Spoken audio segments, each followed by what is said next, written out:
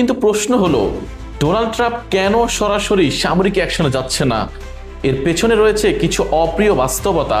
American নৌবাহিনী হয়তো মুহূর্তেই হরমুজ প্রণালী দখল করতে পারে, কিন্তু সেখানে একটি মার্কিন যুদ্ধজাহাজ ডুবিয়ে দেওয়া হবে ইরানের জন্য এক বিশাল মনস্তাত্ত্বিক জয়। ট্রাম্পের জন্য অপ্রিয় বাস্তবতা হলো, সামরিক শক্তি ব্যবহার করে হরমুজ প্রণালী খুলে দেওয়ার সামর্থ্য যুক্তরাষ্ট্রের নিশ্চিতভাবেই আছে, কিন্তু সেখানে মার্কিন নৌবাহিনীকে পাঠালে ইরান যদি কোনোভাবে একটি জাহাজও ডুবিয়ে দিতে পারে, তবে তা তেহরানের জন্য হবে বড় ধরনের প্রোপাগান্ডা বিষয়। আবার ইরানকে পিছু হটাতে হলে ট্রাম্পকে হয়তো শেষ পর্যন্ত স্থলসেনা মোতায়েন করতে হবে। এতে মার্কিন সেনাদের প্রাণহানির ঝুঁকি বাড়বে, যেটা ট্রাম্পের নড়বড়ে রাজনৈতিক অবস্থানকে আরো সংকটে ফেলতে পারে।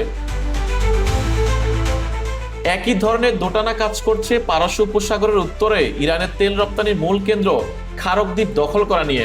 রোববার ফিনান্সিয়াল টাইমসকে ট্রাম্প বলেছেন, তিনি হয়তো ইরানের তেল ক্ষেত্রগুলো দখল করে নিতে পারেন। এমন পদক্ষেপে ইরানের অর্থনীতি পঙ্গু হয়ে যেতে পারে ঠিকই, কিন্তু তাতে ইরান আত্মসমর্পণ করবে এমন কোনো নিশ্চয়তা নেই। বরং এতে ইরান আরো মরিয়া হয়ে পাল্টা আঘাত করতে পারে এবং হরমুজ প্রণালীর নিয়ন্ত্রণ আরো কঠোর করার সুযোগ পাবে।